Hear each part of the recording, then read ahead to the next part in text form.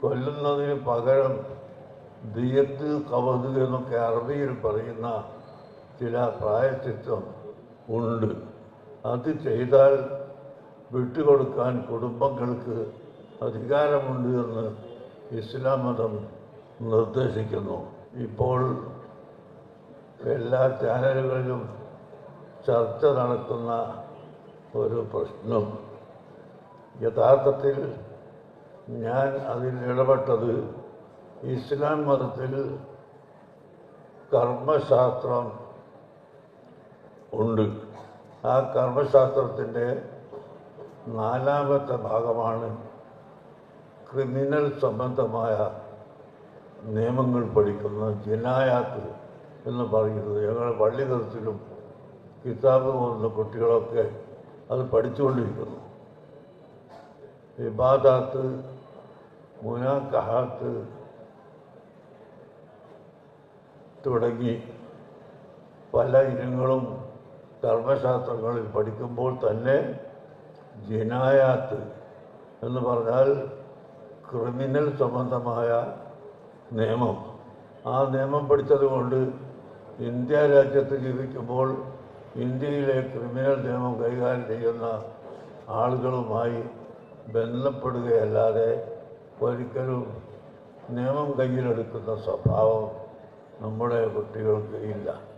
അതുപോലെ ഇപ്പോൾ യമനിൽ ഒരു പെൺകുട്ടിയെ തൂക്കിക്കൊല്ലാൻ തീരുമാനിച്ചപ്പോൾ നമുക്ക് ഒന്നും ചെയ്യാൻ സാധിക്കുകയില്ലെങ്കിലും അവിടുത്തെ പണ്ഡിതന്മാരുമായി ബന്ധപ്പെട്ട് ഇസ്ലാമിൽ കൊല്ലുന്നതിന് പകരം ദിയത്ത് കവത് എന്നൊക്കെ അറബിയിൽ പറയുന്ന ചില പ്രായശ്ചിത്തം ഉണ്ട്. അത് ചെയ്താൽ വിട്ടുകൊടുക്കാൻ കുടുംബങ്ങൾക്ക് അധികാരമുണ്ട് എന്ന് ഇസ്ലാം മതം നിർദ്ദേശിക്കുന്നു. ഈ കാര്യം ഞങ്ങൾ അവിടെയുള്ള ആളുകളെ ബന്ധപ്പെട്ട് ജഡ്ജിമാരോടും കുടുംബങ്ങളോടും സംസാരിക്കുകയും അതിൻ്റെ ചർച്ച ഇപ്പോഴും അവിടെ നടന്നുകൊണ്ടിരിക്കുകയുമാണ്.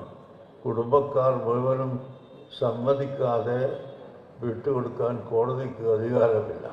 അതുകൊണ്ട് വീട്ടുകാർ മുഴുവനും സമ്മതിക്കുമോ ഇല്ലേ എന്ന ചർച്ചയിലാണ് ഇപ്പോൾ അവിടെ ഉള്ളത്. ഏതായാലും നമ്മുടെ വാക്കുകൊണ്ട് അങ്ങനെ ഇസ്ലാം മതത്തിൽ സൗകര്യങ്ങളുണ്ട് എന്നും ഇസ്ലാം ഒരു വർഗീയവാദത്തിൻ്റെയോ വർഗീയ പ്രസ്ഥാനത്തിൻ്റെയോ മതമല്ല എന്നും ലോകത്തിന് പഠിപ്പിച്ചു കൊടുക്കലും ജനങ്ങൾക്ക് നന്മ ചെയ്യാൻ ശ്രമിക്കലും ഞങ്ങളുടെ കർത്തവ്യമാണ് എന്ന നിലക്കാണ് ഞാൻ വിഷയത്തിൽ ഇടപെട്ടിട്ടുള്ളത്.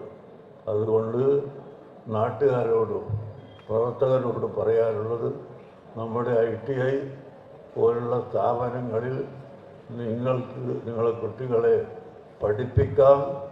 തീർച്ചയായും അവർ പഠിക്കുകയും വിജയിക്കുകയും കഴിഞ്ഞ കാലത്ത് ജോലി സമ്പാദിച്ചതുപോലെ ഇനിയും ജോലി സമ്പാദിക്കാൻ കഴിയുകയും ചെയ്യുമെന്ന് നിങ്ങളോട് ഓർമ്മപ്പെടുത്തി.